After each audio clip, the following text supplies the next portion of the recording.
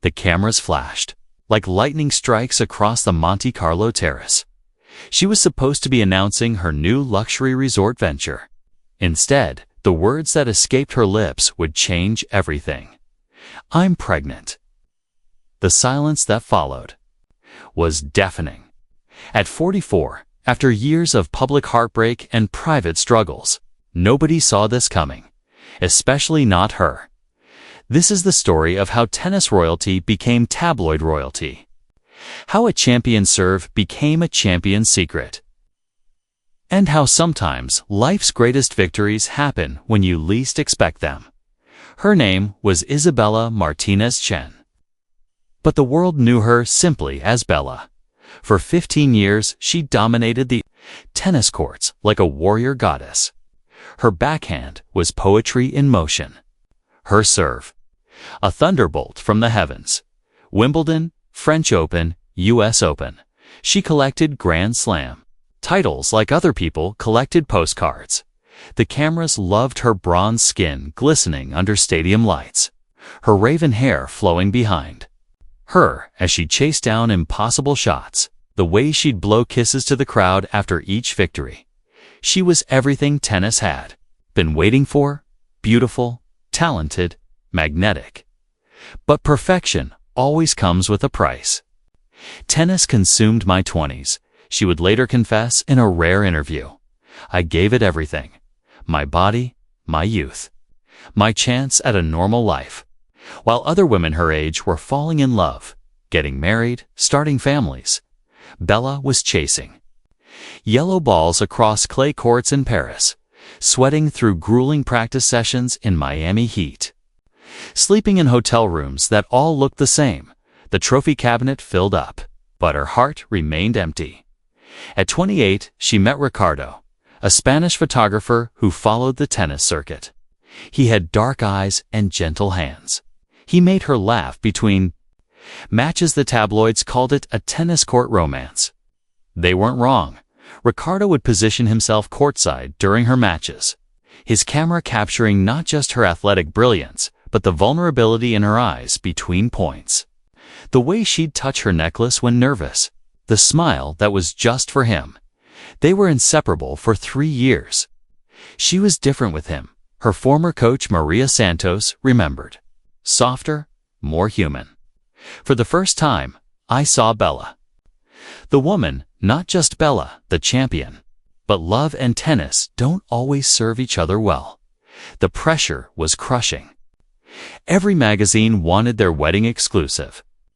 Every tournament became a photo opportunity. Every loss was blamed on distractions. Ricardo's career began suffering. He was no longer just a photographer. He was Bella's boyfriend. His artistic integrity crumbled under the weight of celebrity. The fights started small, about privacy, about space, about who they were becoming.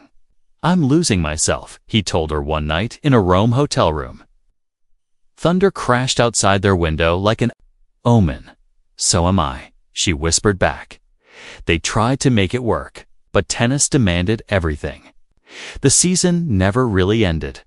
The travel never stopped. The cameras never looked away. Ricardo left on a Tuesday morning. He kissed her forehead and walked out of their shared apartment in Monaco. He left behind only a note and a single photograph he'd taken of her in the picture. She wasn't hitting a serve or holding a trophy. She was just sitting on a bench, looking out at the ocean, happy, free. It was the last time anyone would see her that way for years. The breakup sent shockwaves through the tennis world. But Bella did what champions do. She buried the pain and kept playing. Her game became more aggressive, more desperate. She was running from something on every court at 31. She won her final Grand Slam. The US Open. She held the trophy above her head as tears streamed down her cheeks. Later, she'd admit those weren't tears of joy. "I knew it was ending," she said. "My body was screaming. My heart was broken, but I couldn't stop. I didn't know how to be anything else." The injury started, piling up, torn rotator cuff. stress fractures, chronic knee pain. Her body was a roadmap of athletic sacrifice. At 32, doctors told her the truth: keep playing and risk permanent damage, or retire while she could still walk normally. The choice should have been obvious. But when tennis is your identity, retirement feels like death. She announced it at a press conference in New York. Her voice never wavered. Her hands never shook. She was the picture of composed professionalism. Only Ricardo, watching from his studio in Barcelona, noticed her touching that same necklace. The nervous tell she thought nobody else knew. Retirement hit her like a freight train. The silence was unbearable. No more crowds chanting her name. No more adrenaline rushes. No more purpose. She tried commentating. Her insights were brilliant, but her heart wasn't in it. She tried coaching young players, but seeing their hunger reminded her of everything she'd lost. The tabloids were merciless. Bella's battle with depression. Tennis queens fall from grace. Where's Isabella Martinez Chen now? She gained weight, cut her famous long hair short, started wearing oversized sunglasses everywhere. For 2 years, she virtually disappeared from public view. I was hiding, she'd later admit. From the cameras, from the expectations, from myself. But rock bottom has a funny way of becoming a foundation. At 34, she met James, not at a tennis match or a celebrity event, at a grief counseling group in Los Angeles. James was a widow. His wife had died of cancer 2 years earlier. He was a tech entrepreneur who'd lost everything that mattered to him. He wasn't impressed by Grand Slam titles or magazine covers. He was just a man learning to live again. Just like she was learning to live for the first time. "Hi, I'm Bella." She introduced herself at that first meeting. "Just Bella," he asked with a small smile. "Just Bella," she confirmed. And for the first time in decades, she meant it. Their relationship blossomed slowly. Like flowers growing through concrete, James didn't care about her tennis career. He cared about her terrible cooking attempts. Her addiction to reality TV. The way she sang off-key in the shower. He introduced her to normalcy. Grocery shopping. Movie nights at home. Lazy Sunday mornings with nowhere to be. She introduced him to adventure. Spontaneous trips to wine country. Salsa dancing lessons. The joy of competition in board games. "He saved me," she would later say. "Not because he was my knight in shining armor, but because he saw me as worth saving." They married quietly in a small ceremony in Napa Valley. No media, no fanfare. Just family, close friends. And the woman who'd finally learned the difference between being seen and being known. James adopted her completely. Not just her present, but her past. He learned about tennis so he could understand where she came from. He framed that photograph Ricardo had taken of her, the one of her sitting peacefully by the ocean. "This is who you really are," he told her. Everything else was just performance.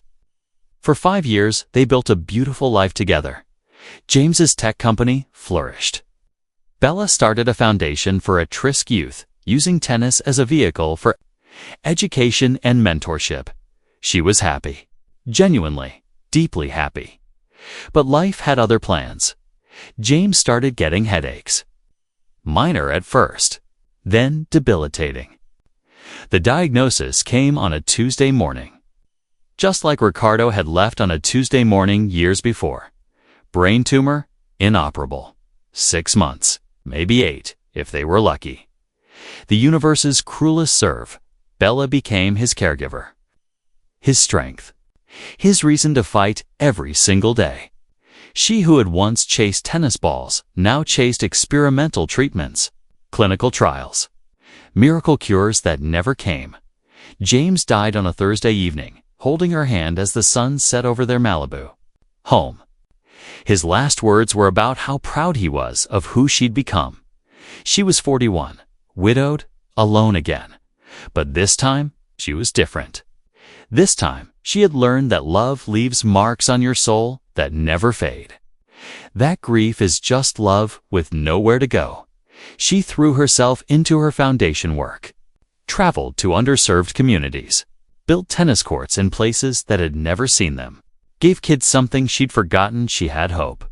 The cameras started following her again, but now they captured something different, not the manufactured glamour of her tennis days, but the real beauty of someone who had found her purpose. She was photographed teaching serves 2 kids in Detroit, laughing with teenagers in rural Alabama. Her face weathered by life, but radiant with meaning. She glowed from the inside out, one volunteer remembered. You could see that she'd been broken and put herself back together with gold in the cracks. At 43, she met Daniel. He was a documentary filmmaker working on a project about her foundation, 20 years younger. Brilliant, intense, everything James hadn't been. I wasn't looking for love, she insisted to friends. I was done with love, but Daniel saw stories everywhere. In her hands when she demonstrated a backhand, in her eyes when she talked about James, in the careful way she moved through the world now.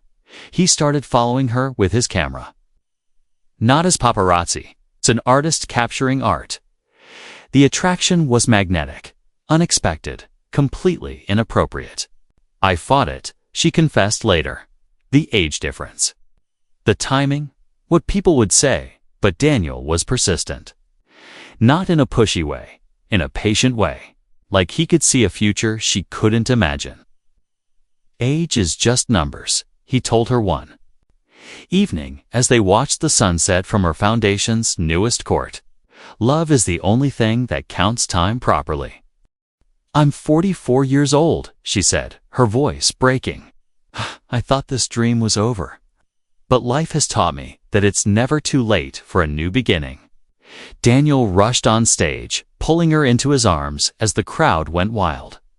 In that moment, surrounded by friends and supporters, with her future growing inside her and her soulmate beside her, she was exactly where she was meant to be. The news traveled around the world in minutes.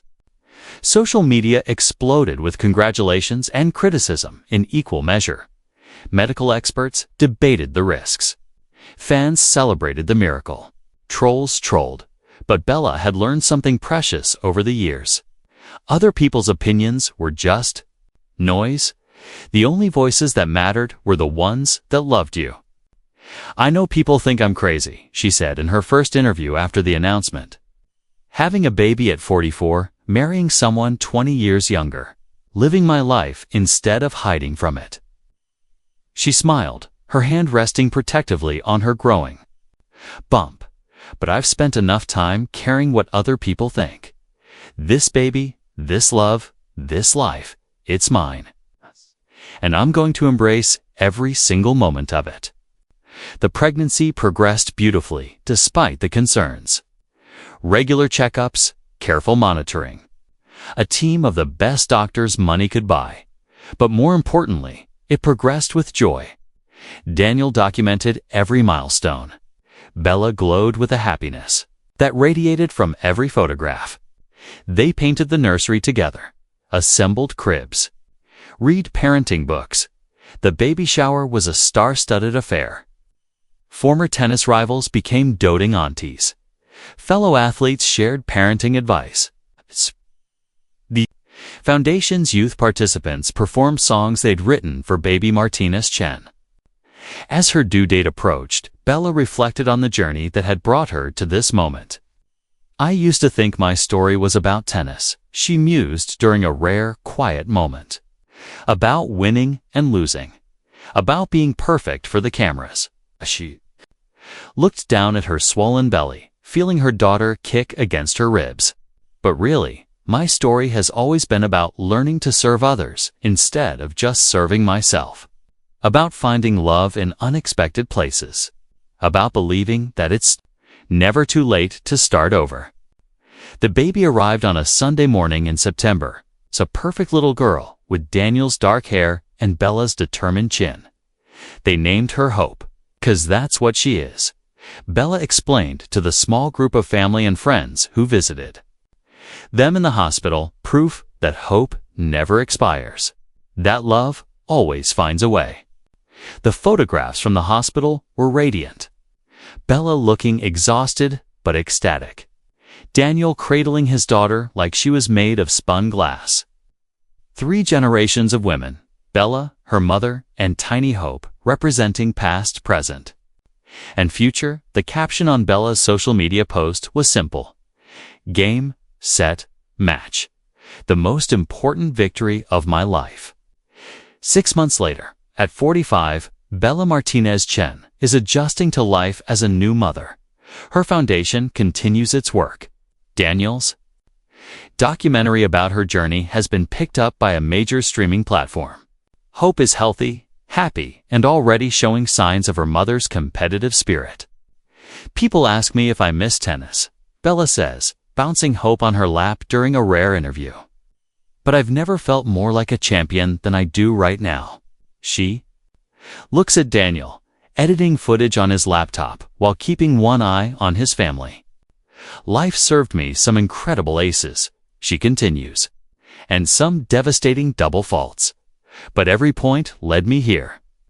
To this moment, to this love, to this perfect little person who doesn't care about my Grand Slam record. Hope gurgles and reaches for her mother's hair, the same raven black that once flew behind Bella as she conquered courts around the world. She just cares that I'm her mom, Bella whispers, kissing her daughter's forehead. And that's the only title that really matters. The cameras that once followed her every move now captures something different. Not the manufactured perfection of a tennis star, but the real beauty of a woman who found her way home at 44. Isabella Martinez Chen announced a shock pregnancy that surprised the world. At 45, Bella, just Bella, is living proof that sometimes life's greatest victories come when you least expect them. And sometimes, best serve of all is serving the next generation. The story continues to unfold. Hope's first words, her first steps. The wedding that's been postponed twice but never canceled. The foundation that grows stronger every year. The love that deepens with each passing day. But that's a story for another time. For now, in a house overlooking the Pacific Ocean, a former tennis champion rocks her baby daughter to sleep. Her Grand Slam trophies gather dust on a shelf. Her real trophies, love, family, purpose, fill her arms and her heart. She's never been happier to be off the court. What did you think of Bella's incredible journey? Her story reminds us that it's never too late to start over, to find love, or to chase new dreams. Have you ever had a moment that completely changed your life's direction? Share your thoughts in the comments below, and don't forget to subscribe for more incredible stories of resilience, love, and second chances.